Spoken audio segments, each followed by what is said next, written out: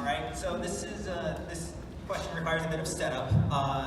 You've been in the voice acting industry, as you said, for about 30 years now, and I'm sure you've worked with plenty of new blood. Have you ever worked with anyone that you would consider a protege?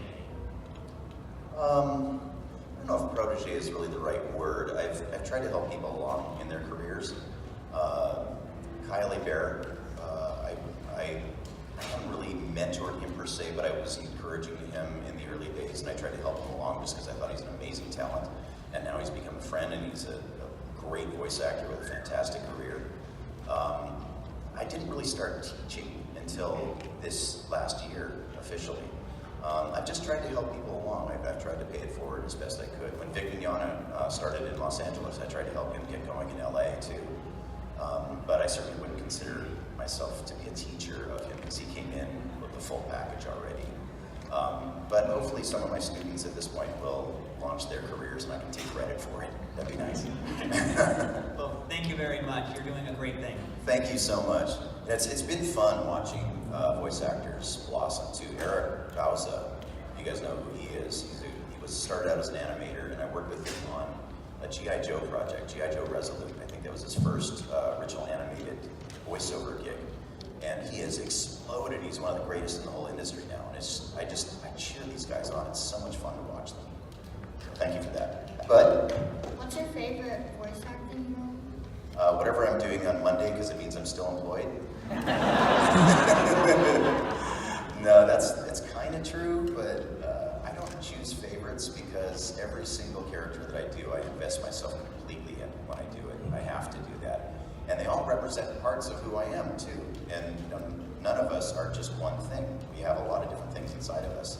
So some days I feel like a bad guy, some days I don't. Some days I'm very happy to be Guillermin, and some days I'm very happy to be Wolverine. And it fills up different parts of me every time. So Spike, though, is probably the character that has changed my life more than any of the other ones from Cowboy Bebop. If you haven't seen it, go watch it. Okay. Hi. I know this question probably sounds a little redundant and self-answerable or whatever, but between Spike and Mugen, which one did you like voicing more when you voiced them? Ooh, that's tough. And it's tough for a bunch of reasons. Spike, I was terrified most of the time for the first 6 or 7 episodes because it was my first leading role. So I spent a lot of time feeling like I was going to poop my pants. Just shaking at the microphone and trying to get, all of that out so that I could sound like I was cool and, nothing bothered me. Learned how to act. I was working with Spike.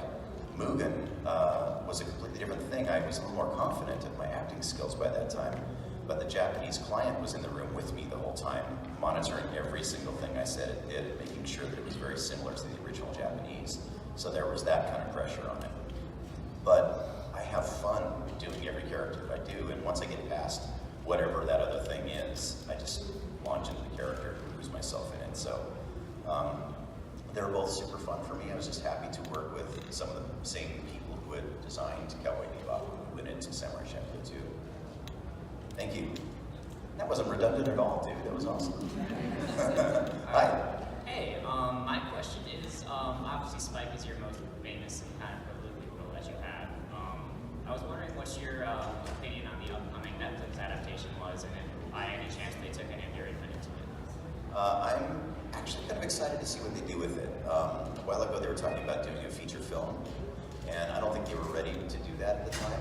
And Keanu Reeves was supposed to play Spike back then, and everybody was wondering, oh man, what's this guy going to do with it? Does he even care about the franchise? And I met him in an airport, and we actually had a conversation about it, and he was really cool and really invested in it. So I thought, okay, if they do it, cool, great. And then it was so expensive to produce that version of it that it just never got made. So now technology has improved. I think that Netflix, because they've got a lot of money, can really do it right, as long as they've got the right supervision. And I hope if they get Watanabe-san involved, if they get Yoko Kanno, this thing is going to be spectacular. And I hope I get to do anything on it. I would love to do something on it. And I've already kind of put it out there. I would love to do like narration as Spike, even if he's older or something, or play one of the old guys with the planes. Which now I am old. It would be kind of fun. But I'll do anything. I will wash the producer's car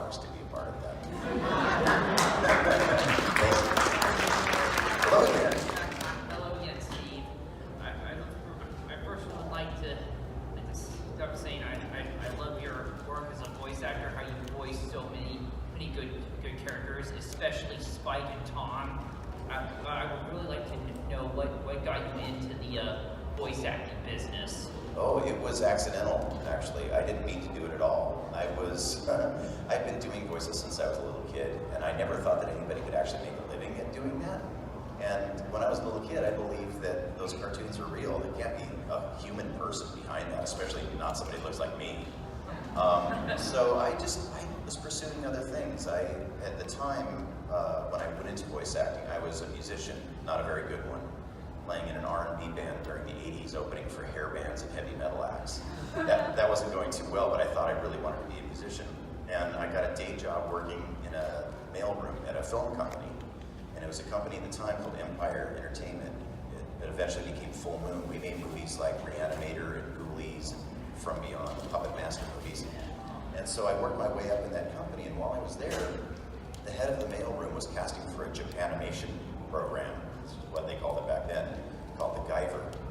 And you remember the Guyver? Yeah. Guyver, my oldest armor. Yeah, it was cool. It was a really cool show. I didn't know anything about it. My only experience of anime was like Speed Racer and stuff like that. And but I was a starving musician, and he offered me free food to come in on the weekends and try out for this thing. And I said, I'll never get it, but I want the free food. And all my friends were doing it, so I thought, okay, I'm gonna go do that. And I had the deepest voice in the mailroom, and he needed somebody who could do creatures. So the very first thing I did was come into the studio. They gave me free breakfast, and we waited, because nobody knew how to do anything. We were carrying all the equipment up into this tree house studio. It was ridiculous. It had terrible sound. But I was hanging out with all my friends getting free food. I didn't even know if I'd actually auditioned that day. And finally it was my turn. And throughout the day I got to watch all the other actors go, and they were all really experienced and really good. And I just thought, oh, I think I can do that. That looks pretty cool. And they brought me up to do this creature called a Zoonoid. And the scene that they showed me was a creature ripping the arm off of another creature and beating him with it. And I thought, oh, I can do that easy. So I just watched it, and because of my musical background, I was able to match the timing of what was going on screen. So I just looked at it and I went, and they went, okay, you're hired. What? Do I still get pizza? And I thought that's all I'd have to do was just that one thing. And then they said I had to do words, and that was the hard part. I had to learn how to act while I was working on the show, and that was really hard. But fortunately, at that time, we didn't know any better, so they brought in everybody, and I could just watch what everybody else was doing, and I just sort of copied that. And I was able to match the lip flaps and get by. I'm hesitant to watch that again now. I still have it on VHS at home, and I'm hesitant to watch it because it's probably terrible. I was probably terrible. But it was really fun. It was the most fun I had had in years and years and years, and it was more fun than anything I was doing in my life at the time. And I just wanted to do more of it. So I did it for fun for the next 10 years while I worked at that film company, and I ended up being an executive at that film company, hating going to work every day. I had this beautiful office in Hollywood, on Hollywood and Vine, literally on Hollywood and Vine, with big windows and people that worked for me. And at first the company was really fun because it was really small and everybody was really cool and super creative. And they started bringing in corporate people, and it wasn't so fun anymore. And I dreaded going to work, and the only thing that really made me happy was doing these Japanimation programs on the weekend. And so at one point I booked a job as the guy from 7-Eleven. You guys have 7-Elevens out here? Yeah. Yeah, okay, so I was the guy who said, oh, thank heaven. I was that dude. And so they booked me for this thing, and I thought, oh my God, I finally booked a job that pays real money, and I can buy a house.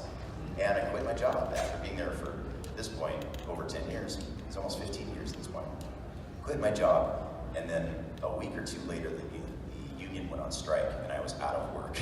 Out of a job, out of work, and I lived on credit cards for like a year and a half. But I continued to do little voiceover jobs on the side for fun, and it was still the only thing that made me happy. So it just, when I tell my students to do what you love, and the money will eventually follow, or if not, at least you're still doing what you love, I mean that from personal experience. So that's how I started, and I'm still loving it as much today as I did back then. Awesome. Thank you. Hi. I heard you just do Gilmon. Is there a favorite Digimon of yours that you, or is like? Oh, Gilmon is probably my favorite of talking to Tamani again. Hormone was fun.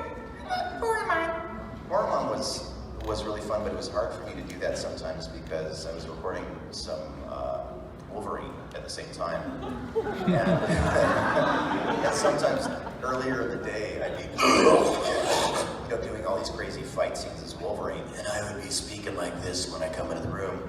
And then the director, Mary Elizabeth, would ask me to do Boromon, and I'd come in and it was supposed to sound like this. And I would come out sounding, alas, I couldn't get anything out. And she'd say, oh, you're done, go home. So it was pretty hard. Did you do the Digivolution with Gilmon as well? I did. Yeah, all the different versions of Guillemot. Guillemot Digivolve to Roman! And so on and so on and so on. Yeah. Thank you. Hi. Hi. How you doing? Good, but I don't really have a question. All I want to say is, hi, Spike. Oh, hi. See you, Space Cowboy.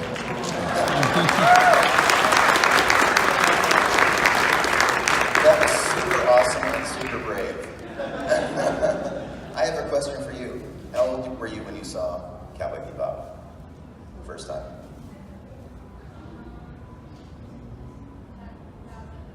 You're 7 or 8 years old and it didn't freak you out? With all the violence and stuff? Especially in that first episode. That first episode was gnarly, dude. Wow. You are brave. You are a space cowboy. Just don't be a bad boy like me. Be a good boy. Hi. Yeah, so, does it work? All right. Yes. I was about to ask about that Geiger origin story with somebody who can do that. I was going to ask, what's the most obscure character that he voiced after fans? The most obscure That character? fans I've noticed. Oh, well, that's tough. It would probably be characters from video games, and the terrible answer is I don't even remember the names of them. But there are It's a long list. It's a long list. I've done so many games for so many years that it's really hard for me to even remember the game names, not to mention the characters. And part of the problem with that is that when we're recording these things, the games are usually under a pseudonym. They try to hide everything until they're ready to release, so I don't even know what they're called when I'm working on it. Sometimes I don't know the characters' names when I'm working on it.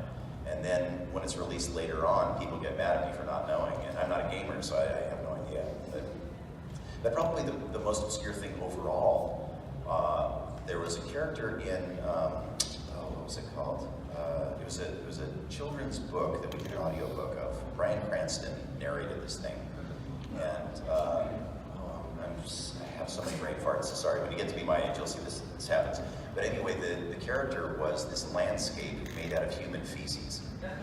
And it was and so they wanted this, it was a place where like all the sins of the world and everything went and sort of congealed in this landscape, and it was just this bubbling pile of poop. Basically, the character was it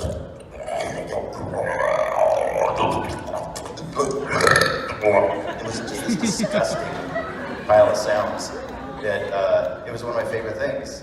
I'll think of the name of the show hopefully by the end of this panel. If not, I'll announce it because I do this every time. It's terrible. Thank you. Hi. I was going to ask, like a couple of years ago, there was a protest of voice actors and vocab actors for better treatment and better shade. Yes. And I wanted to see if there was an update on that and how they do it. Oh yeah, thank you for that. Yeah, we had to go on strike for the video game contract. It hadn't been renewed in like 25 years. They just kept extending the same terrible deal. And so we ended up going on strike. And my participation in that was really about health and safety. Because I've hurt myself before screaming in sessions. And in sessions, for union sessions, generally they can keep you for 4 hours, in some extreme cases up to 8 hours, and make you scream that whole time. And you can do permanent damage. So I was fighting just to get something written into the contract so that we could scale that back to 2-hour sessions if it was going to be vocally stressful. And we brought in doctors and we brought in specialists, and we still couldn't get it into the contract. And now, fortunately, because we brought awareness to it, most of the producers are open to shortening the sessions. So we did do some good. We were able to get that. And as far as the money part of it, it was pretty minimal, what we were asking for. We just wanted an update to the contract to make it fair. And it still isn't fair, but it's getting better. So thank you for that. But yeah, we were fighting really hard. And the mocap actors, their portion of it was because it was really dangerous on set, and they didn't have professionals there to make sure that people didn't get hurt. And so guys like Phil Lamar were getting hung 25 feet in the air by a PA who had never done this before. And you know, his life was in his hands, and people were getting hurt. So we just wanted to do was mostly health and safety for them. But thank you for asking. You're welcome. And I just remember the name of the audiobook. It was called Kashmir the Flying Camel. It's Kazmir. If you get a chance to look that up, it's amazing. Bryan Cranston narrated this thing, and I played all the male parts, and Colleen O'Shaughnessy played all the female parts. And it's a really sweet, amazing story that I hope will get made into a film at some point. So check that out, Kashmir the Flying Camel. Thanks, Brian. My question is, how did you end up working with Logic on his album? Oh, cool. I'm glad you asked. Logic, for those of you who don't know, Logic is a hip-hop artist. He's one of the top artists in the world right now. And he approached me several years ago after he was just about to release his first big album, Under Pressure. And he wanted to talk about doing this new concept album called The Incredible True Story. And Logic grew up in Maryland in a really, really rough environment. And he said that anime and video games were the things that really got him through alive. He was really in danger for a lot of his childhood. And so when he started making money, he started becoming famous, he realized he could work with whoever he wanted to. And in many cases, all it took was a phone call. So he called my agent and asked if I'd be interested in working on a hip-hop album. And I said, what, me? Really? And I'm thinking, what is this 20, at the time I think he was 20 years old. And I said, what does a 20-year-old hip-hop star want with this old dude? And my agent said, he just sounds like such a nice guy. Why don't you just have lunch with him or something? I said, okay, cool, fine. So we met for a cheesesteak right near his house. He happened to live right near where I lived. And we met for a cheesesteak and just sat down, and he started talking about peace, love, and positivity. And I was going, wait a minute, you're a hip-hop artist talking about peace, love, and positivity. This is something different than I'm used to. And I said, I want to hear your story. And we sat and we talked. And I fell in love with the guy. He's become my brother. I call him my little brother. And I said, I don't care what you want me to do. The answer is yes. I have no idea what you have in mind. And so he went home that night and he wrote the entire part for Quentin Thomas and for Kai, the two characters on that concept album, and wrote us a story. And we ended up recording that album in my studio a couple weeks later. And Kevin, his producer from Def Jam, came over. We've become really close friends. And his engineer, Bobby, came over. We're all a big, tight family now. And I've worked with him on 3 albums now, and we've done 2 music videos, and hopefully I'll be working with him on future projects. But he's just one of the best people I've ever known in my life. And when he talks about peace, love, and positivity, and lifting people up, he really means it. He wrote a song that, the title of the song is the 800 number for the Suicide Prevention Hotline. And he performed that on the Grammys last year, and he saved lives. I have friends who work in that industry, and they said just his acknowledgement of the issue of suicide prevention brought so much awareness to it that he literally saves thousands of lives by doing that. So that's the kind of person I want to spend my time with. He's amazing. Thanks, dude. Thank you. Hey, how are you? Just another day in paradise. So my question is, yesterday during your panel you stated that you can generally look at the character and get a general understanding of them and then create a voice for them. Yep. It's an almost instantaneous reaction. How long did it take you to cultivate that, and where do you draw from for that? It was a thing that I've been doing since I was a little kid. I think all of us do that in our heads, and for me it was just a matter of getting it out. And it was just something that I've been doing since I was a little kid. It's almost an uncontrollable thing. I find myself doing it all the time still in my car. I'll see somebody who's doing something really weird, and I'll create a voice around that. I can't help it. All of my pets have voices. It's kind of a disease. But the thing is that I think a lot of people get caught up in how do I do it, and what are the mechanics behind it, and they overthink it. And I think the secret to really doing it as a successful voice actor or anything creative is just letting go of all that and playing. Let whatever comes out come out, and then you start fine-tuning it. And in the beginning, I didn't know what was going to come out before I would step up to the microphone, and it was terrifying. I mean, even back in the Digimon days, I'd have to kind of go through the whole register of everything before this will come out. And it was like going through the mental Rolodex and trying to work all that stuff out. After a while, you develop muscle memory. It's just practice like everything else. I know how that feels inside, as opposed to how that feels inside. As opposed to how that feels inside. I can feel the difference in the muscle contraction in my throat. So it really starts as the thought process first. If you can do that, you can do this too. Thank you very much. Thank you. Yeah, by the way, I had always hoped as a little kid that I could do a voice like Wolverine's. And reading through the comic books, when I read through them the first time, I thought, what a cool character. And the voice in my head was like this. But what came out was more like this. Until I got old enough, and then things changed. It was kind of cool. You have to be patient sometimes.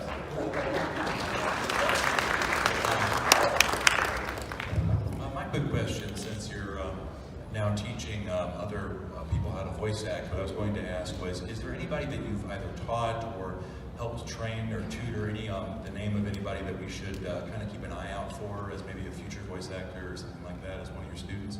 It's so new. I've only been doing this since February of last year. So my students are really fresh into it for the most part. I don't know, I feel like I have to get their permission before I can say their names out loud, just in case they're not ready for it yet, just out of respect. But because it is so new, I don't feel like I should be doing that yet. Probably by next year, some of them will really start working in the business, and I'll be a little more comfortable doing that without their permission. But in my advanced classes where I probably get more of those students in, there are a few of them in that class right now who I think are going to do really, really well. But it takes time, so I don't want to out them before their time is ready, because I feel like that, bless you, it also puts pressure on them too. And if you're not ready, if you haven't got your demo together, if you haven't really pushed yourself out there, and people are expecting things of you, I feel like it puts unnecessary pressure on it, and it might impede the process. So, there are some people that I've helped along a little bit, and I've mentioned their names before, but I can't take credit for any of that yet. Yeah, it's way too early in the game. It's completely understandable. Thank you so much. Thank you. And by the way, when they do start launching their projects, I'm going to be tweeting it out. I'm going to be helping them along too. Thank you. My pleasure. Hi. I was wondering if you could name a few well-known voice actors that you're personally friends with, if any. Oh man, you got another 16 hours? The great thing about this community is that we're all really close. I mean, we are friends. We go on vacation together. We have dinners together. We hang out. If I name one, I'd have to go down a gigantic list. But the ones that would immediately come to mind would be people like D. Bradley Baker, just because we've done so many shows together and have become really close. From Box Trolls, if you guys have seen Box Trolls, D and I were the two main Box Trolls in that thing, and a bunch of other characters. And we were in Star Wars projects together and Legend of Korra together. Fred Tatasciore is another one I work with all the time. Fred and I have sort of a running joke as to whose character ate the other one. Because they keep pairing us up as these creatures, and one of us is always eating the other one. Gray Delisle, Tara Strong, Eric Bauza, Tom Kenny. I mean, there's so many. And I work with these guys almost every week, and they're family to me. J.P. Carliak, Courtney Taylor. Do you and your voice actor friends do the sort of thing where you playfully talk, have conversations in character, sort of like in voice? I kind of heard that was Well, we kind of do that in the studio. We will do that in the studio just when we're screwing around and we're actually supposed to be paying attention. That's the hardest part, I think, about being a director with a bunch of us, is that we're all a bunch of kindergartners, in adult suits. But when we're hanging out, there's a bunch of us, we call ourselves the winos, the winosaurs. There's a group of us, Kari Walgren's in that group, a bunch of us, and we're about to go on a little wine tasting trip together. And some of that will probably happen there, I imagine. But it's not something that we plan, it just sort of comes out. So really quickly, I was going to ask about voice actor demos, but I remember over at the autographs panel, you gave me a business card with a website on it. Would that sort of information be on your website? On like how you got, I guess maybe how you, whether or not you got like a demo for voice acting, like how is that sort of thing? Oh, how to get a demo and all that stuff? Yeah, all that stuff it's in my classes. I don't tell people how to get a demo until they've really done the work. The demo is really one of the very last things you should do. The demo is the calling card that can make or break your career. If a casting director listens to that and it's not good and it's not competitive with everything else that's out there, the top people in the industry, it's going to get thrown aside and they might have a negative impression of you. So I always recommend that people wait until they're just before they're ready to launch in earnest in their career, and they've done all of the work before they get that demo done. So I will never recommend you to do a demo right away. And that's why classes are incremental. The class that I teach every other Tuesday night, we start at the very beginning with concepts about just how to build confidence, how to feel good in your own skin, how to find your own natural voice, and build everything out from there. And by the time you get to the demos, that's 26 classes in, and we're right now in class 23. That gives you an idea. In these classes, there's only 30 of them. So it's pretty close to the end of that process, so don't rush it. Okay? Yes, but the answer to your question is all that information is on the website, and we'll show you what I do on there. Hi. Hi, how's it going? Huge fan. Most of these questions have been pretty serious, pretty interesting. This is a question for you personally. Do you think that chicks dig giant robots? Chicks definitely dig giant robots. Nice! Those of you who don't know that reference, that's Megas XLR. And one of my favorite shows that I have ever worked on, and it breaks my heart that it's not still going today. It is such a love letter to anime and nerddom and everything that's awesome that we all celebrate every day. So thank you for that. I really hope Vegas comes back. And Jamie was one of my favorite characters, and he did get the green skin chicks, in case anybody was wondering. Hi. Hey, how you doing? I'm very well. Good that you could make it. Kind of a funny question in relation to that one. You mentioned music, that you sang or played instruments or whatever. And I know voice actors, there's a lot of musical quality in voices. A lot of musicians dream about songs or dream about music. Do your characters ever come to you in your dreams? Like existing or new characters, and you just hear a voice in your dream and you go, I'm going to use that next time I get an audition for something. Does that ever happen? That is hilarious, and yes, it does happen. It's sometimes even when I'm awake. Oh. If I'm daydreaming, something will pop up. Yeah, that happens all the time. Actually, this has been a funny week for that because it's kind of the start of a new year, and I sort of cleared everything out in my mind, and my dreams have been ridiculous for the last several days. And I think part of that is because of the convention and seeing all the costumes and hearing all the voices and having crazy conversations. It does spark that creative part of my mind, the subconscious part that starts bringing that stuff up. Yeah, so I listen to that. I pay attention to that stuff. Thank you. That's a hilarious question. Amazing. Hey. Hey, how's it going, buddy? Great. Question. When it comes to subbed and dubbed anime, do you ever find yourself watching subbed anime or something because you find an appreciation for the voice acting going into it because of you're a voice actor or something? The sad truth is I don't even watch my own shows. I didn't watch Bebop until 10 years ago. I still haven't watched most of the anime I'm in. I have watched a few things subbed, and that was mainly back when I was writing. And I did it because it was part of the job. I just don't have time, unfortunately. I have a queue of things that I need to watch that's a mile long, and if and when things slow down, I plan to just sit and start binging things. But yeah, I watch sub anime, of course. One of my favorite things to watch sub was Trigun back in the day, because I was a writer for that show, so I got to watch the whole thing sub first. It was awesome. It was really cool, and we just tried to put our own little spin on it. But yeah, I don't really have a preference for one over the other necessarily. As long as the story's good and engaging, I'll watch both versions. Agreed. Thank you. Thank you. You can clap. Sub versus dub, see, we cannot get along. It used to be such a terrible battle. I had my life threatened over that in the early days. Yeah, so it's nice that we can even talk about this now without anger and things being thrown at me. Hi. Hey, good afternoon. Hey, I was wondering about your role doing Shishi or Kenshin. Do you have any memories or anecdotes from that? The only memory I have is pain. Lots and lots of pain. Ow, it hurts! It was so painful recording that. That's literally all I remember, and that's sadly one of the shows that I haven't watched. And I really want to. Everybody tells me it's really good, and I'm gonna have to take time and watch that at some point. But seriously, my only recollection of that show is intense pain. I remember just dragging my uvula behind me for a week after recording it. Thank you. Thank you. Thanks for watching. Hey, buddy. Thank you.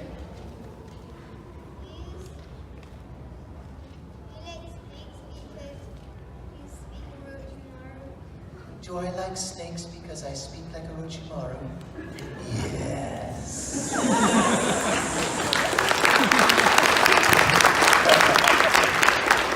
you like snakes? Do you like snakes, or are you afraid of them? You're not afraid of them? Do you like eating snakes? Because they are delicious. I'll throw one up right now. I'm kidding, I won't. Hi. So my question is, okay, how did you end up getting the role of Vincent Valentine for Final Fantasy VII, and what was it like actually performing the voice for a role that is very recognizable to a lot of the Final Fantasy VII families? Well, I auditioned for it, like everything else. I went in with a whole bunch of other people and read for it. Unfortunately, they chose me. And reading for it, I didn't know a lot of the history of the franchise, but I did know that people really love the franchise, and I just didn't want to screw it up. But fortunately for that character, it was, the placement of the character was just in this really comfortable, almost whispered kind of place in my throat that felt really good when everything else I was doing at that time was screaming. So I looked forward to those sessions so much, and it was so beautiful to watch on screen. The animation was so gorgeous to look at, and everything was done before we went into the booth. So those were some of my favorite anime sessions to go into. It was almost like recovery time, and I got to watch something awesome. And at times I would get so lost in the visuals of it that I would forget to do my line, and I'd go, can you play that one more time? I just want to watch it, it's beautiful. But yeah, it was eye candy. That was probably the most beautiful thing I'd seen animated ever at that time. It was amazing. You didn't screw it up, you did really good. Oh, good, thank you. Good to know. It's kind of my whole philosophy about everything I do. I just don't want to screw it up. Hi. When I first saw that you were playing Zeb in Rebels, I thought that was really cool. And I was wondering how you got that role and what your favorite part or least favorite part of playing the character was. Zeb was a really interesting character to audition for. I auditioned from home originally. It was called something completely different at the time. I had no idea it was even Star Wars. Everything was super top secret. And so I auditioned for it. I got a call back for it. I went to Disney to read for the team. And I'm pretty sure they told me it was something Star Wars related at the time, but it didn't sink in. And I tend to do my auditions and I let them go. I don't really pay too much attention, especially if it's a really big franchise, so I don't freak myself out too much. And I do remember that we were working with the character, trying to find a voice for him, and more specifically trying to find an accent for him.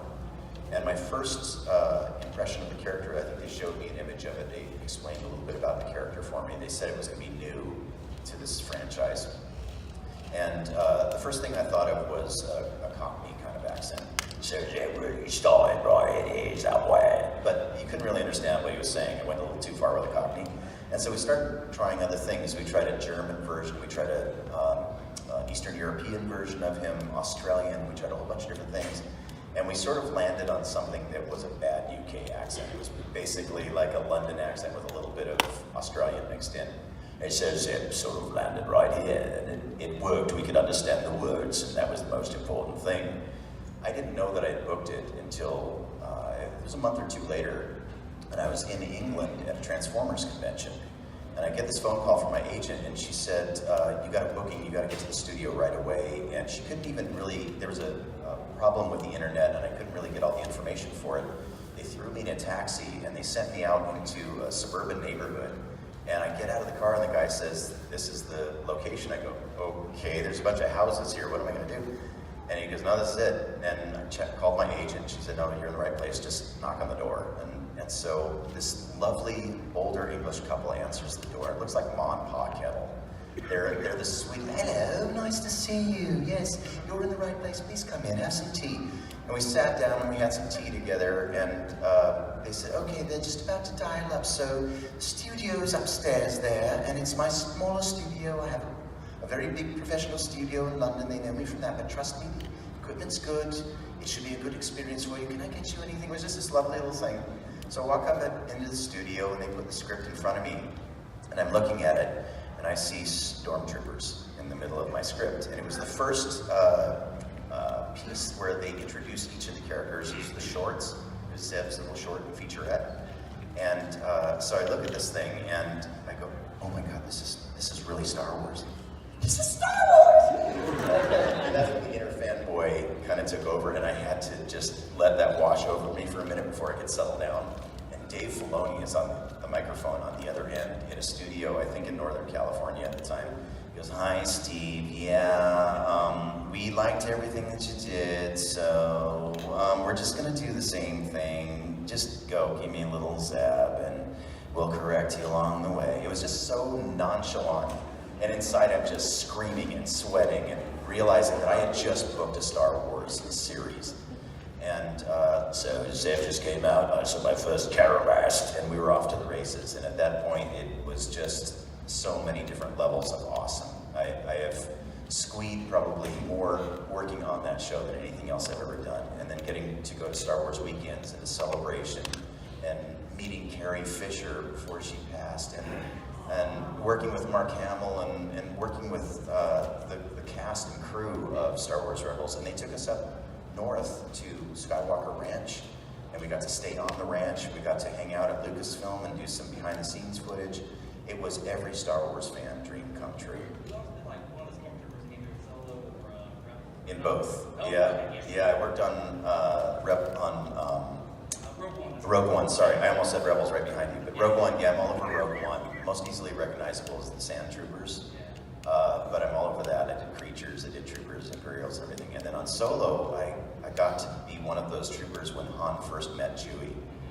They're in the pit. The two troopers are up above, and I said something like, "Kill them slower." And now I'm part of that part of the franchise too. And I was fanboy squeeing all through that too. And the cool thing is that the wonderful thing about Lucasfilm is that they brought in people who've worked all over the franchise to work in those sessions. We were doing the little character voices, the looping sessions for that.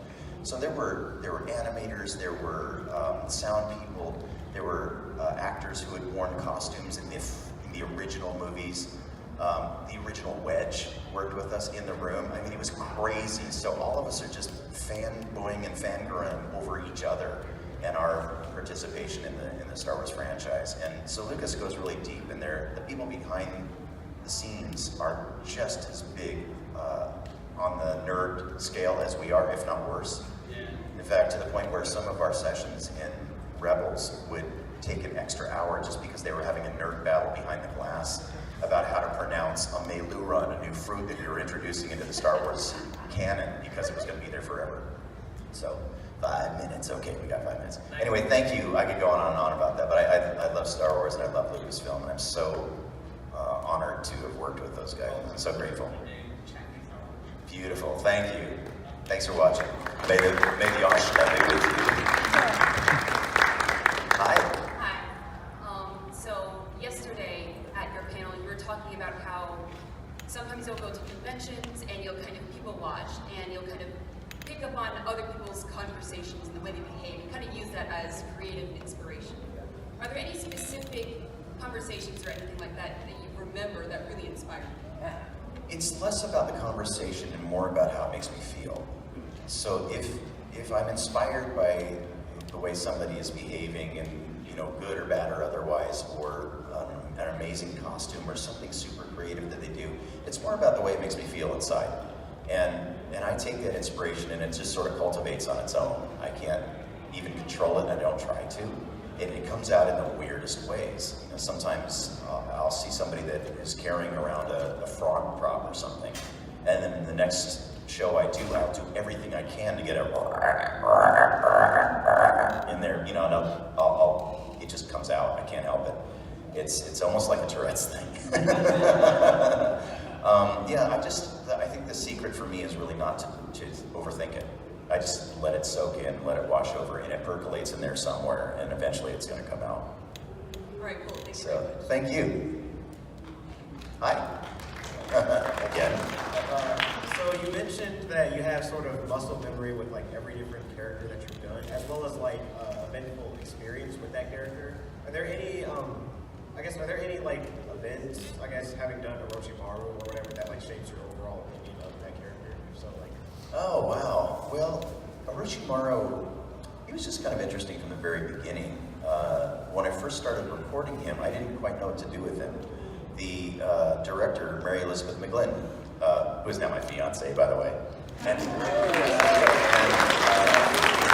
played Julia on Cowboy Bebop, and she directed Digimon, she directed Naruto, she has a ton of voices in Naruto. We've been working together for like 20 years.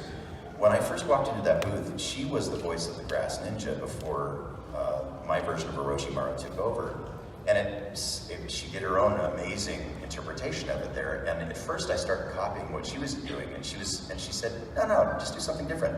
What do you think that character would sound like? And I just looked at him, and just looked snaky and weird. And the first thing that came to mind was, how could I be creepiest?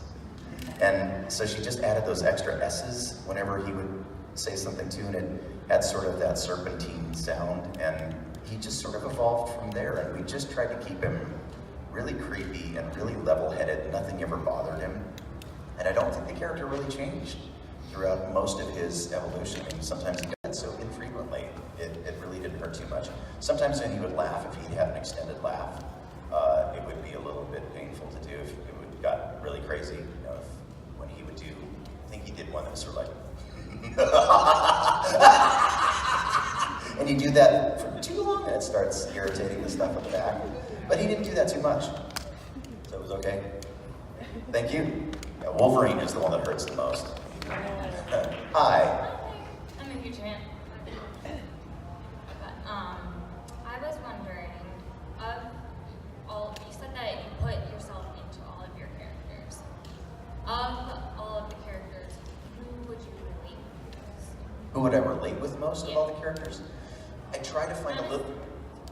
Yeah, I try to find a little piece of each one that I relate to. Again, because we are multifaceted in a butthole sometimes, so I have to acknowledge that and honor that in the character. I think the one that I initially related to most was a character called JP from Digimon Season 4. There's this little kid in overalls. He was really insecure. He was kind of overweight, and thought that nobody really liked him, and really didn't know to trust his friends at first. I was that kid. That's how I grew up. I was bullied as a kid. I was overweight. I was super insecure, and I didn't know if my friends really liked me. I was always worried about that. And so I was drawn to him immediately. I was so excited that I could play a character like that. It was almost therapeutic for me to know that I was that kid, and it brought me back to that time, that sense of memory of how I felt as that kid who was bullied and felt like he didn't fit in anywhere. And to be that kid who didn't feel, I also didn't feel like I was good at anything back then. I was just sort of average or below average with everything. So to go back to that time, it made me feel like if I can do it, anybody can do it. You know, I'm not as insecure as I was back then. I still have my moments, but I feel pretty good in my own skin. And I felt like if I could evolve from that, it really showed my evolution as a person. And it was so cool to recognize that in the context of a cartoon. It was amazing. So thank you for bringing that up. Thank you. All right, so